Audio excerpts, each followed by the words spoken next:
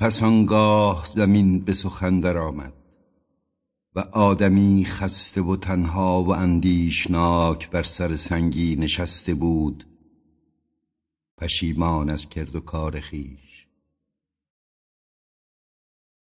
و زمین به سخن در آمده با او چنین میگفت: به تو نان دادم من و علف به گوسفندان و به گاوان تو و برگ‌های نازک تره که قاطق نان کنی. انسان گفت: میدانم. پس زمین گفت: به هر گونه صدا من با تو به سخن در آمدم، با نسیم و باد و با جوشیدن چشمه ها از سنگ و با ریزش آبشاران و با فرو غلتیدن بهمنان از کوه آنگاه که سخت بیخبرت می یافتم و به کوس تندر و ترقه طوفان. انسان گفت: میدانم اما چگونه می توانستم راز پیام تو را دریابم؟ پس زمین با او با انسان چنین گفت: نه خود این سهل بود که پیام گزاران نیز اندک نبودند. تو میدانستی که منت به پرستندگی عاشقم، نیز نه به گونه عاشقی بختیار که زر خریده بار کنیزککی برای تو بودم به رای خویش، که تو را چندان دوست می داشتم که چون دست بر من می گشودی تن و جانم به هزار نغمه خوش جواب گوی تو می شد، همچون نوعروسی در رخت زفاف که ناله های تنازردگیش به ترانه کشف و کامیاری بدل شود، یا چنگی که هر زخمه را به زیر و بمی دلپذیر دیگرگونه جوابی گوید. آی چه عروسی که هر بار سر به مهر با بستر تو در آمد. چنین می گفت زمین: در کدامین بادیه چاهی کردی که به آبی گوارا کامیابت نکردم؟ کجا به دستان خشونت باری که انتظار سوزان نوازش حاصل خیزش با من است، گاواهن در من نهادی که خرمنی پربار پاداشت ندادم؟ انسان دیگر باره گفت: راز پیامت را اما چگونه می توانستم دریابم؟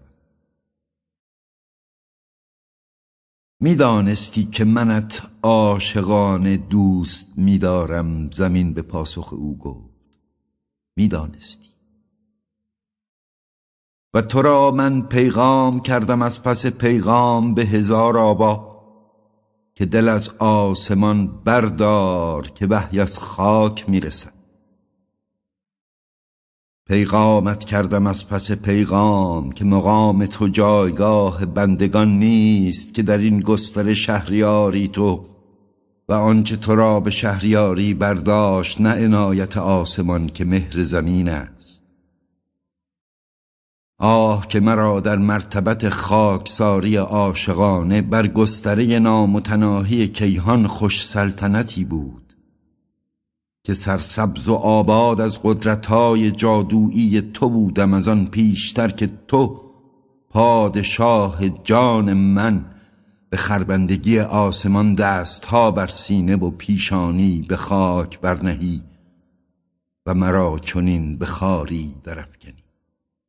انسان اندیشناک و خسته و شرمسار از ژرفاهای درد ناله‌ای کرد و زمین هم از آن گونه در سخن بود: به تمامی از آن تو بودم و تسلیم تو چون 4 دیواری خانه کوچکی. تو را عشق من آن مایه توانایی داد که بر همه سر شوی.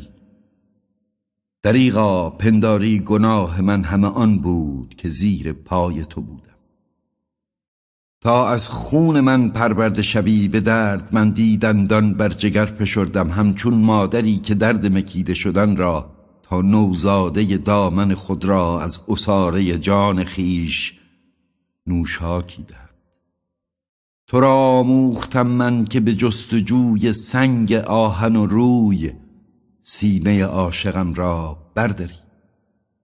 و این همه از برای آن بود تا تو را در نوازش و پرخشونتی که از دستانت چشم داشتم افزاری به دست داده باشم.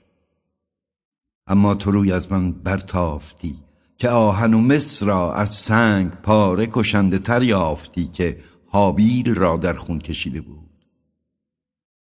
و خاک را از قربانیان بدکنشی‌های خیش بار بر کردی. آه زمین تنها مانده، زمین رها شده با تنهای خیش. انسان زیر لب گفت تقدیر چنین بود، مگر آسمان قربانی می‌خواست؟ نه که مرا گورستانی می‌خواهد چنین گفت زمین.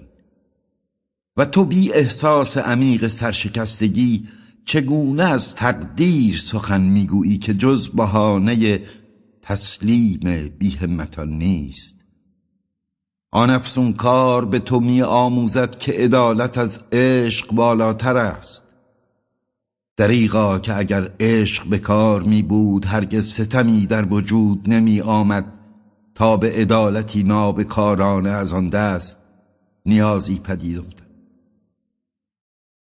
آنگاه چشمان تو را بربسته شمشیری در کفت می‌گذارد، هم از آهنی که من به تو دادم تا تیغه گاو آهن کنی.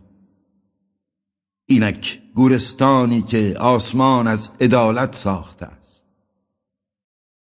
دریغا ویران بی حاصلی که منم. شب و باران در ویرانه ها به گفتگو بودند که باد در رسید میانه به همزن و پرهیاهو. دیری نگذشت که خلاف در ایشان افتاد و غوغا بالا گرفت بر سراسر خاک و به خاموش باشهای پرغریب تندر حرمت نگذاشتند. زمین گفت اکنون به دوراهه تفریق رسیده ایم. تو را جز زرد روی کشیدن از بی‌حاصلی خیش گزیر نیست. پس اکنون که به تقدیر فریبکار گردن نهاده‌ای مردانه باش. اما مرا که ویران توام هنوز در این مدار سرد کار به پایان نرسیده است. همچون زنی عاشق که به بستر معشوق از دست رفته خیش می‌خزد تا بوی او را دریابد، سال همه سال به مقام نخستین باز می آیم با اشک‌های خاطره. یاد بهاران بر من فرود می آید بی آنکه از شخمی تازه بار برگرفته باشم و گسترش ریشه ای را در بطن خود احساس کنم و ابرها با خس و خاری که در آغوشم خواهند نهاد با اشک‌های عقیم خیش به تسلایم خواهند کوشید. جان مرا اما تسلایی مقدر نیست. به غیاب دردناک تو سلطان شکسته کهکشانها خواهم اندیشید که به افسون پلیدی از پای در آمدی و رد انگشتانت را بر تن نومید خیش در خاطره‌ای گریان جستجو خواهم کرد.